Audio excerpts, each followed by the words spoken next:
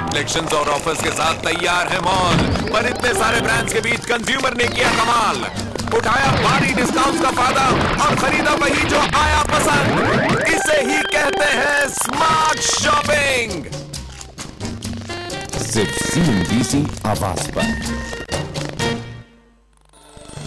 Smart shopping के प्रायोजक है Aahana, Ever Youth mens, Orient PSPO और इंडिका EV2 25 kmpl। अब आप टीवी के सामने रहे ना रहे, आप जुड़े रह सकते हैं CNBC आवाज से कहीं भी कभी भी। CNBC आवाज अब आपके मोबाइल पर, वो भी बिल्कुल फ्री। सब्सक्राइब करने के लिए SMS कीजिए AW51818 पर और पाइए लेटेस्ट स्टॉक अपडेट्स, बाइंग और सेलिंग टिप्स से लेकर इन्वेस्टमेंट से जुड़े सवालों के जवाब। पैसे कमाने से भी ज्यादा मुश्किल है ये समझना कि उसे मैनेज कैसे करें।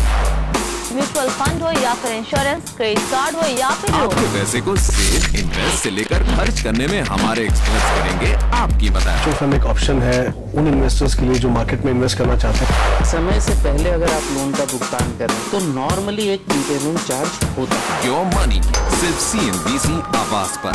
योर मनी के प्रायोजक हैं एपिक्स अल्टीमा और MDH की देगी मिर्च।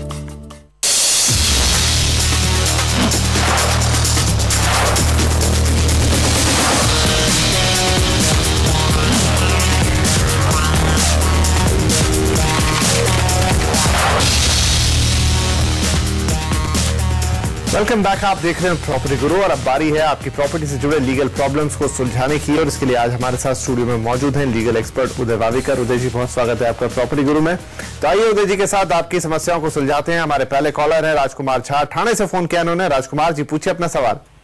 हाँ जी उदय साहब, नमस्कार। नमस्कार सर, मैं एक चीज जानना चाह रहा था कि अगर मैं एक रीसेल फ्लैट ले रहा हूँ उसमें मुझे क्या क्या ऐसा डॉक्यूमेंट्स है जो मुझे जानकारी लेना चाहिए और मुझे देखना चाहिए सर? ये सवाल तो सबके लिए है कि आप अगर नया फ्लैट ले रहे, बिल्डर के पास ले रहे हैं ना? हेलो, है, मैं उनसे ले रहा हूँ। कहाँ से ले रहे हैं आप? पहले फ्लैट परचेसर से ले रहे?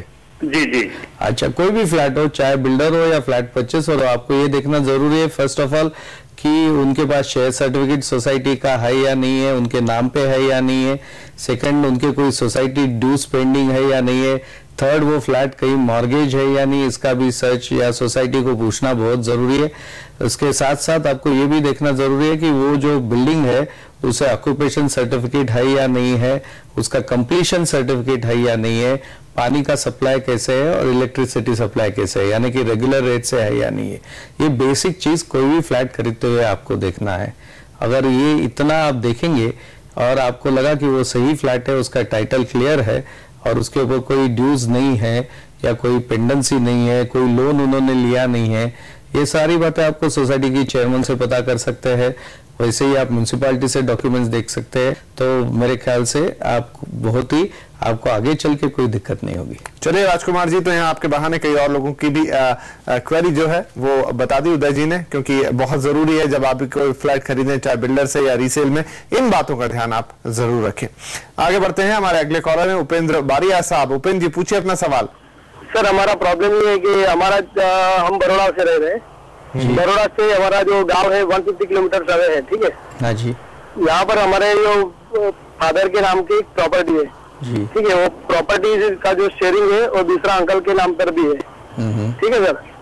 अभी क्या है, वो जो अंकल जो गांव में रह रहे हैं, उन्होंने वो प्रॉपर्टी में से जो लैंड प्रॉपर्टी है उसमें से कुछ पोर्शन उन्होंने बेच दिया है, सेल कर दिया है विदाउट एनी डॉक्यूमेंट फॉर्मेलिटीज, ठीक है सर? अभी हमने जो कोर्ट में भी फाइल किया है केस। कौन से कोर्ट में फाइल किया आपने? हाँ, बड़ौदा के सिविल कोर्ट में। हाँ जी, सही बात है। ठीक है, और ये अभी 1.5 ईयर हो गया है। हाँ जी। और दूसरा, गांव में जो लोकल जो अथॉरिटीज होता है, गवर्नमेंट अथॉरिटीज, सपोज मामलतदार और TDO सब, हाँ जी, उनको भी ये सब कॉपी दिया हुआ है, ठीक है सर? हाँ जी। लेकिन इसके अगेंस्ट में कुछ हो नहीं रहा है सर, तो इसके क्या करना चाहिए सर? ऐसा है कि जो सिविल कोर्ट में आपने याचिका दाखिल की है, उसी सिविल कोर्ट में आप इंटरिम रिलीफ मूव करिए, जिसे हम इंटरिम इंजंक्शन कहते हैं, वो मूव कर लीजिए कि ये प्रॉपर्टी किसके भी नाम पे ट्रांसफर नहीं किया जाए जब तक ये मुकदमा होता नहीं है। तो आपके लिए सुविधा होगी और मुकदमा भी अपना जल्दी से ऊपर आ जाएगा।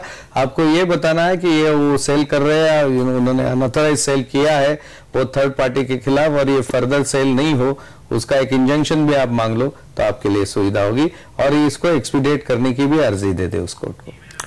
चलिए अब वक्त है कि ईमेल लेने का जो है दिल्ली से शिव कुमार जी ने हमें भेजा है। लिखते हैं कि पिताजी के घर की रजिस्ट्री उनके नाम पर है और उसे ट्रांसफर करनी है, स्टाम्प ड्यूटी देनी जरूरी है या वसीयत में उनका नाम पर घर देना ही काफी होगा?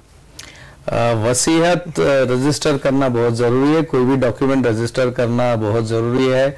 आप शायद प्रियमवदा बिरला की केस को जानते होंगे और उस केस के मुताबिक रजिस्टर्ड वसीयत जो है उसे कानूनन रिकॉग्नाइज किया जाता है। तो मैं तो ये सलाह दूंगा कि कोई भी वसीयत है तो उसे रजिस्टर करना बहुत अच्छा है, यानी कि कानून के आधार पर आगे चल के आपको दिक्कत नहीं आएगी। अगर वो अनरजिस्टर्ड है तो उसे चैलेंज भी किया जा सकता है।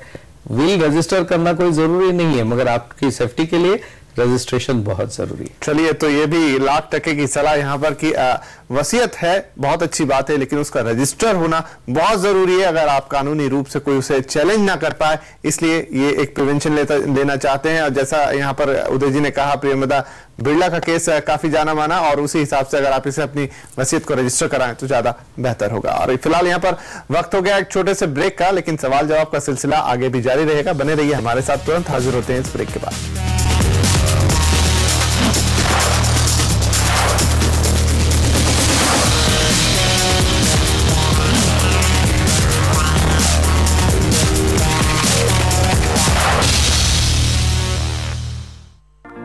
Anjaneya Life Care Limited, a vertically integrated pharmaceutical company manufacturing and marketing active pharmaceutical ingredients focusing on anti-malarial and finished dosage forms, catering to various therapeutic segments. Now entering the capital market with a public issue of 5 million equity shares of 10 rupees each in the price band of 228 to 240 rupees per equity share through a 100% book building process. Bid issue opens on 9th May, closes on 12th May 2011. For risk factors and other details, please refer to the red herring prospectus on the websites of SEBI and BRLMs. The latest issue of Forbes India on stands now.